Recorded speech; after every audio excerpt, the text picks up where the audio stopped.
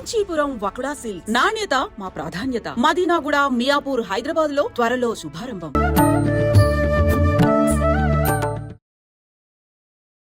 నమస్కారం, welcome to I dream. ధర్మ మార్గం విత్ విజిత కార్యక్రమానికి స్వాగతం.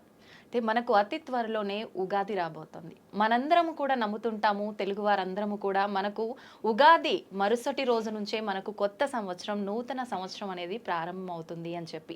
అయితే గత సంవత్సరము క్రోధినామ సంవత్సరము అని చెప్పి మనం విన్నాము, మాట్లాడుకున్నాము. దానికి సంబంధించిన ఇబ్బందులు ఎలా ఉండబోతున్నాయి అనే విషయాలు ఆ పేరులోనే ఉంది అని చెప్పి మనం చాలా భయపడ్డాము. అలాంటివన్నీ కూడా చవి చూడడం అనేది జరిగింది. అయితే ఇప్పుడు రాబోతున్న ఉగాదికి మనకు రాబోతున్న తెలుగు నూతన సంవత్సరము శ్రీ విశ్వవసునామ సంవత్సరము. మరి ఈ సంవత్సరం ఎలా ఉండబోతోంది? మనం క్రోధి అని విన్నప్పుడు క్రోధి అనగానే కోపము అని చెప్పి పేరులో కొంతవరకు మనం అర్థం చేసుకోగలిగాము. అది వాస్తవమా అని, అవాస్తవమా అని. కానీ విశ్వవసునామ సంవత్సరం అంటే మనకు అంతు చిక్కని విధంగా అయితే ఉంది. అసలు ఏంటి విశ్వవసునామ సంవత్సరం, ఎలా ఉండబోతోంది? మనకు గత సంవత్సరంతో పోలిస్తే ఈ సంవత్సరం ఎటువంటి ఇబ్బందులు ఉండబోతున్నాయి, ఎటువంటి మంచి ఫలితాలు ఉండబోతున్నాయి? మామూలుగా ఉగాది అనగానే పంచాంగ శ్రవణం, నిజంగా ఉగాది అనగానే షడ్రుచుల కలయిక, నవనాయకుల ఫలితాలు, ఇలాంటివన్నీ కూడా మన మైండ్లో కదలాడుతూనే ఉంటాయి, మెదలాడుతూనే ఉంటాయి. వీటన్నిటి గురించి క్లుప్తంగా తెలుసుకునేదాకా మనందరికీ కూడా అసలు నిద్రే పట్టదని చెప్పాలి. అయితే వీటన్నిటి గురించి తెలియజేయాలి అనంటే వాటన్నిటిపైన మంచి అవగాహన ఉన్న వ్యక్తి అయితే బాగుంటుంది అనిపించింది. అందుకే ఇప్పుడు నేను ఒక మంచి వ్యక్తిని మీ ముందుకు తీసుకురాబోతున్నాను ఈ విషయాల గురించి చర్చించడానికి. ప్రస్తుతం నాతో పాటు ఉన్నారు ప్రముఖ ఆధ్యాత్మికవేత్త, పంచాంగకర్త. ఆయన పంచాంగ శ్రవణము అనంటే మీ అందరికీ ఎంతో సుపరిచితం. ఆయన మీ అందరికీ ఎంతో సుపరిచితం. ఆయన గురించి నేను పెద్దగా చెప్పాల్సిన అవసరం లేదు. ఆయనే బ్రహ్మశ్రీ చిలకమర్తి ప్రభాకర చక్రవర్తి శర్మ గారు. ఇప్పుడు వారితో మాట్లాడి మరిన్ని విషయాలు తెలుసుకునే ప్రయత్నం చేద్దాం నూతన సంవత్సరానికి సంబంధించి. నమస్కారం అండి. నమస్కారం అండి. ఎలా ఉన్నారు? బాగున్నాను. ముందుగా మీకు శ్రీ విశ్వవసునామ సంవత్సర ఉగాది శుభాకాంక్షలు. మీకు అలాగే ఐ డ్రీమ్ ఛానల్ ప్రేక్షకులందరికీ కూడా శ్రీ విశ్వవసునామ సంవత్సర ఉగాది శుభాకాంక్షలు. ధన్యవాదాలండి. నా తరఫున, మా ప్రేక్షకులందరి తరఫున కూడా. అసలు ఎలా ఉండబోతోంది, ఏంటి, ఏ రంగంలో ఎలా ఉంటుంది అన్నీ మాట్లాడుకున్నాం. పంచాంగ శ్రవణం గురించి, షడ్రుచుల గురించి ఓవరాల్గా. కానీ ప్రతి ఒక్కరూ ఎదురు చూసేది వ్యక్తిగతంగా ఏ రాశి వారికి ఎలా ఉంది అని చెప్పి.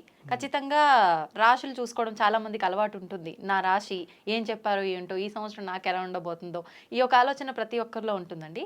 నిజంగా 12 రాశుల వాళ్ళకి ఎలా ఉండబోతుంది ఈ విశ్వవసునామ సంవత్సరంలో? ముఖ్యంగా ముందుగా మేషరాశి నుంచి ప్రారంభం చేద్దాం. మేషరాశి వారికి శ్రీ విశ్వవసునామ సంవత్సరం చిలకమర్తి పంచాంగరీత్యా దృక్ సిద్ధాంత పంచాంగణితం ఆధారంగా ఈ రకమైనటువంటి గ్రహస్థితి ఉంది. మేషరాశి వారికి ఈ సంవత్సరం తృతీయ స్థానంలో బృహస్పతి కొంత ప్రతికూలంగా ఉండడం, ఇక మేషరాశి వారికి వ్యయస్థానంలో శని ప్రవేశించి ఏలినాటి శని ప్రారంభం అవడం, అలాగే మేషరాశి వారికి రాహు లాభస్థానంలో అనుకూలం, కేతువు పంచమ స్థానంలో అనుకూలంగా ఉండడం చేత మేషరాశి వారికి ఈ సంవత్సరం మధ్యస్థం నుండి చెడు ఫలితాలు ఉన్నాయి. అంత అనుకూలమైనటువంటి సమయం కాదు. మేషరాశి వారికి ఈ సంవత్సరం నుంచి ఏలినాటి శని ప్రారంభం అవుతుంది.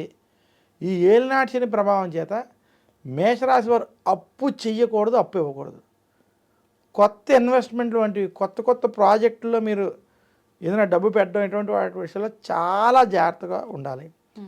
మేషరాశి వారు ఈ సంవత్సరం ఖర్చులు తగ్గించుకోవాలి.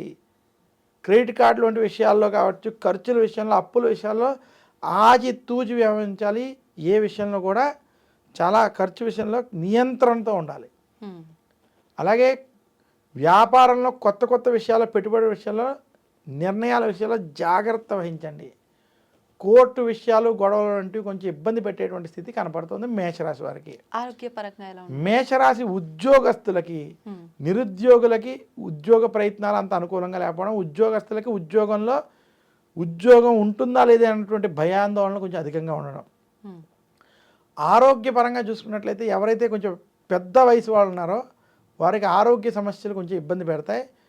అయితే ఏలినాటి శని ప్రభావం ఉండడం చేత ఆరోగ్యంలో కూడా శ్రద్ధ వహించాలి. ఇంకా మేషరాశి వ్యాపారస్తులకి ఇది అంత అనుకూలమైనటువంటి సమయం కాదు. గురుబలం కూడా లేకపోవడం వల్ల కొంత అనుకూలమైనటువంటి సమయం కాదు. మేషరాశి వారు రాహు బలంతో కొంత మొండిగా ముందుకెళ్ళిపోతారు. ఆ మొండి బలంతో కొంచెం మీరు అనుకున్న పనులు పూర్తి చేస్తారు, కానీ ప్రతి పని కొంత ఆలస్యం అవ్వడం, దగ్గరకు వచ్చి ఆగడం, ఇలాంటి స్థితి ఈ సంవత్సరం నుంచి కొంత మేషరాశి వారిని ఇబ్బంది పెట్టేటువంటి స్థితి కనపడుతుంది. మేషరాశి వారి ఈ సంవత్సరం మరింత శుభ ఫలితాలు మీరు పొందాలి అనుకుంటే దక్షిణామూర్తి స్తోత్రాన్ని నిత్యం పారాయణం చేయండి, దత్తాత్రేయుని పూజించండి. అలాగే మేషరాశి వారు దశరథ ప్రోక్త శని స్తోత్రం ఓం నమః కృష్ణాయ నీలాయ శికంఠ నిభాయ చ నమః కాలాగ్ని రూపాయ కృతాంతాయ చ వైనమైనటువంటి దశరథ ప్రోక్త శని స్తోత్రాన్ని పఠించుకోవడం, మందపల్లి వంటి క్షేత్రాలను దర్శించుకోవడం చేత మరింత శుభ ఫలితాలు పొందగలరు.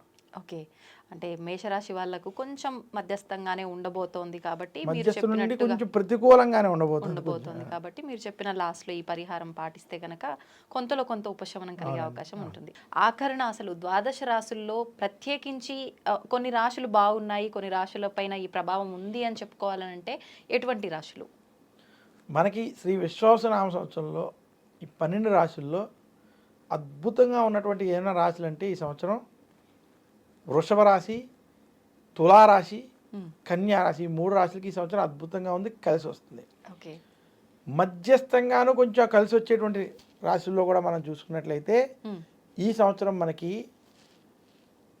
మిథున రాశి, వృశ్చిక రాశి, ధను రాశి మరియు మీన రాశి, 4 రాశులు కూడా మధ్యస్థం నుండి అనుకూల ఫలితాలు ఉన్నాయి. ఓకే, మిగిలిన రాశులకి కొంచెం చెడు ఫలితాలు, జాగ్రత్తలు తీసుకోవాల్సినటువంటి ఫలితాలు ఉన్నాయి. ముఖ్యంగా మేషరాశి వారు, అలాగే మనకి కర్కాటక సింహరాశి వారు జాగ్రత్తలు కొంచెం ఎక్కువ తీసుకోవాలి.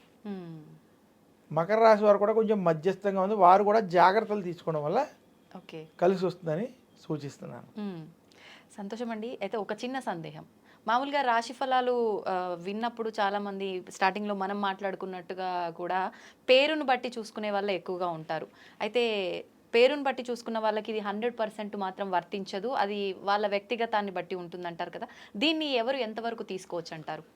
చూడండి, ముఖ్యంగా ప్రతి వ్యక్తికి తన జాతక చక్రం చాలా ముఖ్యమైనది. అంటే జాతక చక్రం అంటే అతను పుట్టిన డేట్ ఆఫ్ బర్త్, టైము, ఈ రెండిటితో ఏ నక్షత్రం ఏ రాశి వచ్చిందో అది చాలా ముఖ్యం.